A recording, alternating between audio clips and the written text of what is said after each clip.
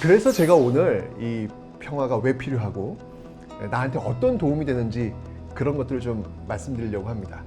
그러니까 우리도 모르는 사이에 비정상적인 상황에 너무 익숙해져 있는 것 같아요.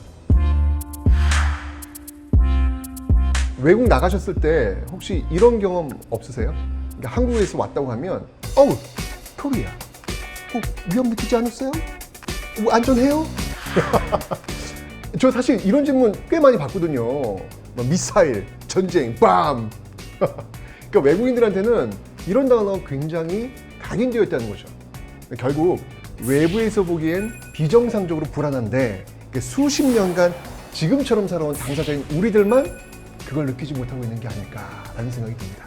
우리 좀 더 괜찮은 세상, 남북이 평화롭게 함께 번영하고 통일되는 세상 꿈꿔야지 않겠습니까?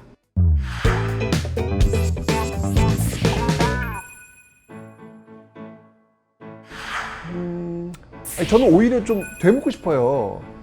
남북 분단 상태 지금은 문제 없는 건가요?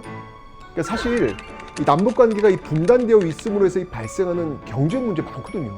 그러니까 단적인 예로 이 미국의 그 S&P라는 경제 신용 평가 회사가 있거든요. 그러니까 우리나라에 이제 매년 방문하는데 이 사람들이 이제 한국에 오면 반드시 들리는 곳이 있어요. 바로 통일부입니다. 통일부? 왜일까요? 이 남북 안정도 이 평가를 해야 이 정확한 한반도 경제 신용 평가가 가능하다고 판단하기 때문입니다. 남북 관계가 불안할 때는 우리나라 신용도가 낮아지고, 그러면 외국 투자자의 관심도 당연히 저조해지겠죠. 여기서 손해보는 경제 비용료 천문학적입니다. 근데 최근처럼 좀 비교적 안정된 상태를 유지하면 신용도도 올라가고 투자 관심도도 당연히 올라가겠죠. 올해 우리나라 국방비가요 46조 원입니다. 우리나라가 이 GDP 대비 국방비 비율이 주변국들에 비해 월등히 높은 편이에요. 근데 만약 국방비, 그 남북 대치에 따른 온갖 비용이 더 이상 들어가지 않는다고 한번 생각해 보세요. 그리고 그 비용을 경제 개발에 투입한다. 와우, 이거 남는 이익 아닙니까?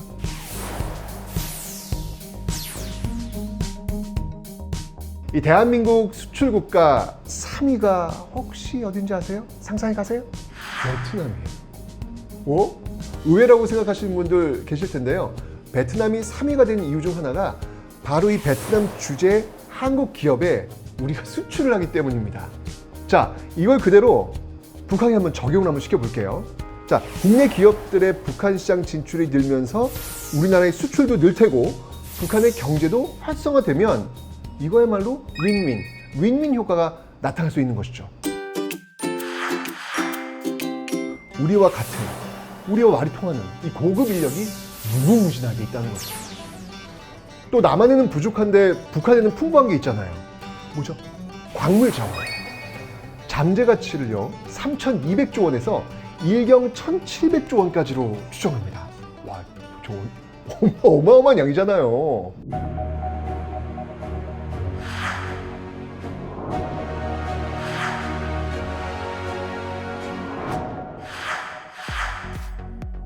남북협력으로 경제가 활성화되다 보면요 취업시장, 창업시장 당연히 드러납니다. 우선 내부적으로는 우리가 한강의 기적으로 여기까지 왔잖아요. 그 과정에서 장점과 단점을 모두 경험했습니다. 이 똑같은 프로세스를 그것도 단점을 최소화시킨 장점만을 적용한 경제개발 계획을 한 번 더 할 수 있는 겁니다. 이 과정에서 생길 일자리 무궁무진한 거죠. 대동강의 기적을 우리는 또 한 번 경험할 수 있는 것입니다.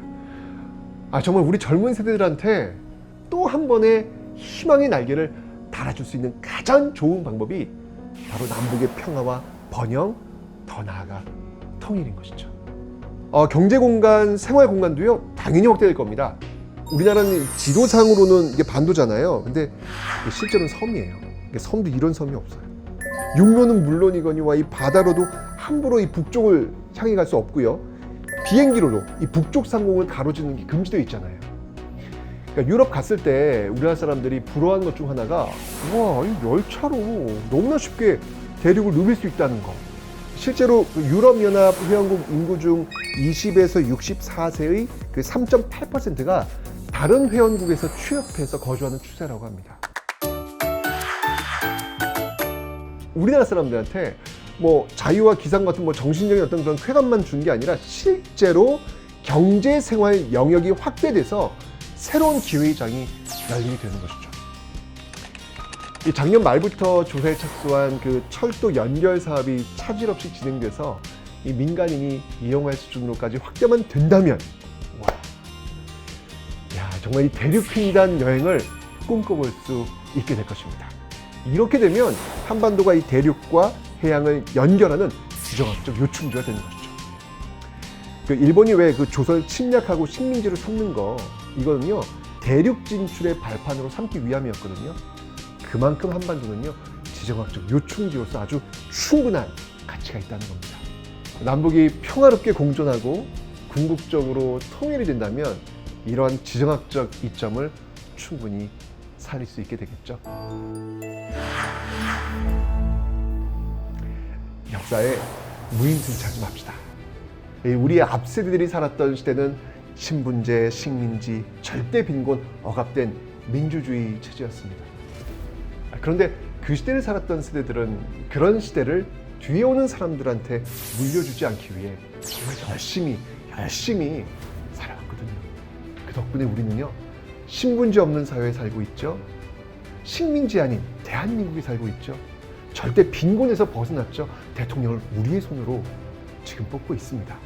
정말 우리는 역사의 어마어마한 선물을 지금 받고 있는 거잖아요.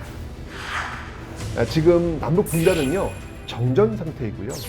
이건 전쟁의 위험 요소를 늘 가지고 있는 상태를 의미합니다. 한반도는 수십 년 전부터 지금까지 불안정하고 위험한 상황이었다는 것, 현재 상태가 결코 객관적으로 평화로운 상태가 아니라는 걸 분명히 인식하고, 이런 현실을 우리 뒤에 오는 사람들한테만큼은 물려주지 말아야 되겠다라는 생각을 가지고 우리가 무엇을 할 수 있을지 적극적으로 실천하는 그런 모습을 보였으면 좋겠습니다.